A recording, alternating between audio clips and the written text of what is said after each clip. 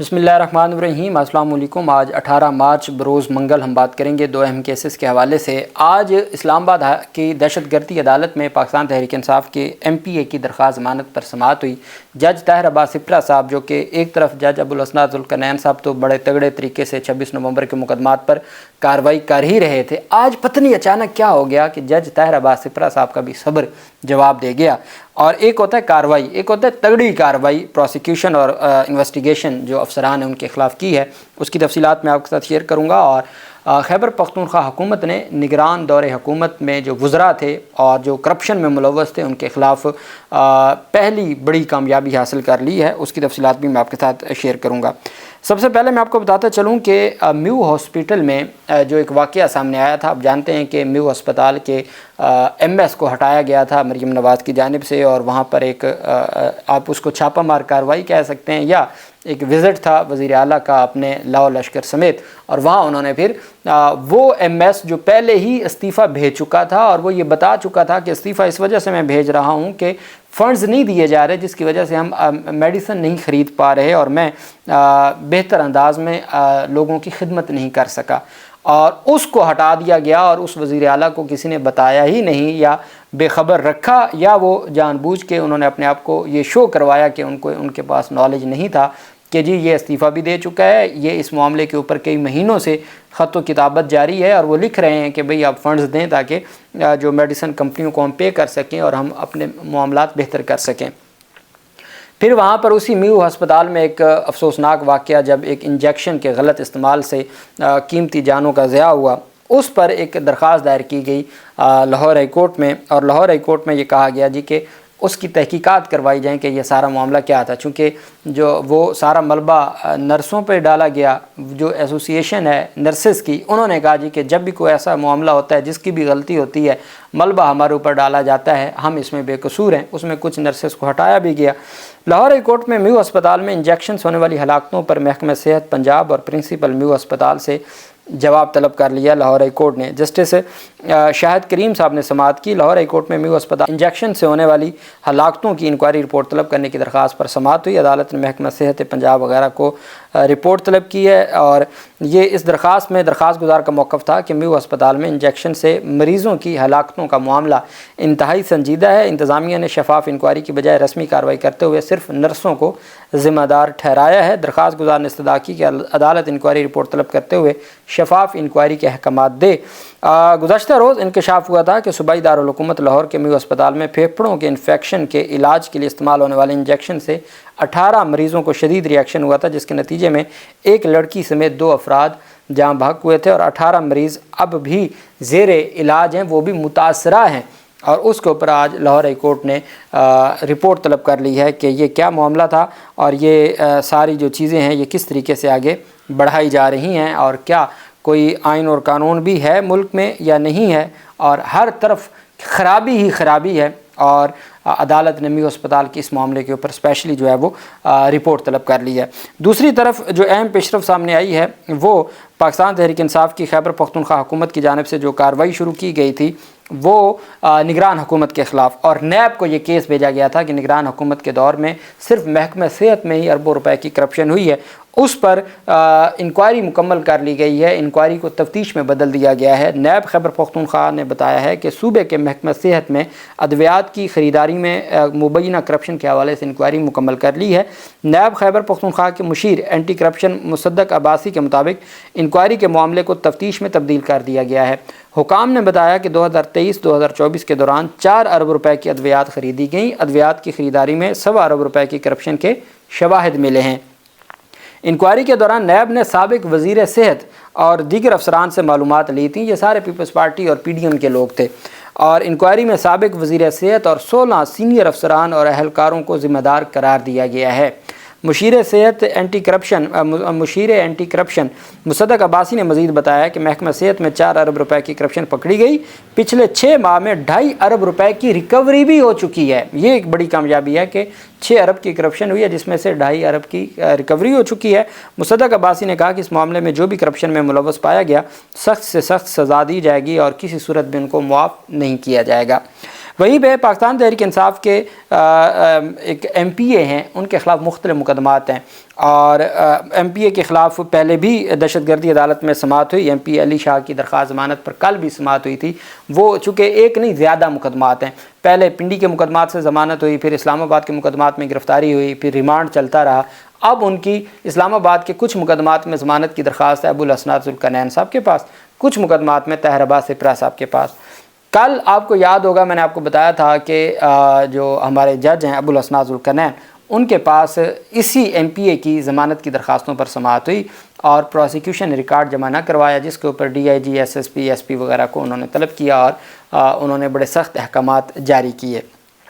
आज थी ताहिर अब्बास सिप्रा साहब के पास। ताहिर अब्बास सिप्रा साहब ये वो जज साहब हैं जो बतौर डिस्ट्रिक्ट एंड सेशन जज, एडिशनल डिस्ट्रिक्ट एंड सेशन जज इमरान खान और बुशरा बीबी की जो 7 मुकदमात में ज़मानतें हैं, ये दहशतगर्दी के नहीं आम मुकदमात की ज़मानतें हैं। उसमें 6 मुकदमात इमरान खान के थे और 1 मुकदमा था बुशरा बीबी का, जो तकरीबन 2 साल से ज़ायद हो गया है। अबूरी ज़मानत आज तक नहीं डिसाइड हुई, अब अफजल मजोका साहब के पास है। ताहिर अब्बास सिप्रा साहब ने पहले इमरान खान बुशरा बीबी की अदम पैरवी खारिज की जब वो गिरफ़्तार हो गए।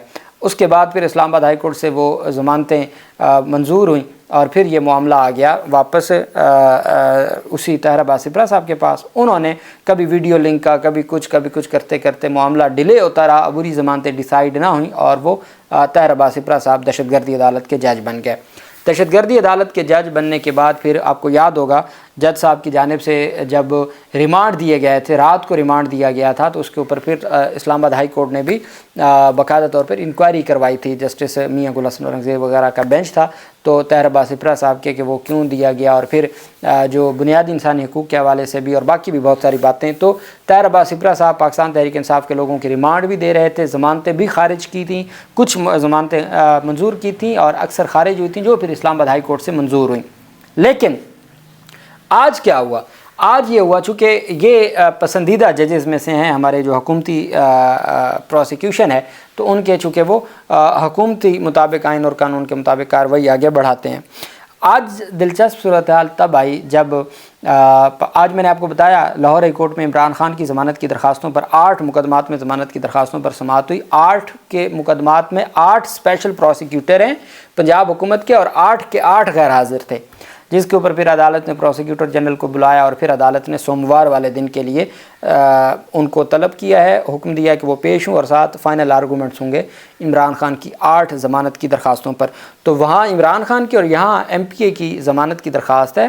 पाकिस्तान तहरीक इंसाफ के वकील कोशिश कर रहे हैं कि ये ईद से पहले ज़मानतें हो जाएँ, वो रिहा हो जाए, और प्रोसिक्यूशन कोशिश कर रही है कि ये इल्तवा में रहे।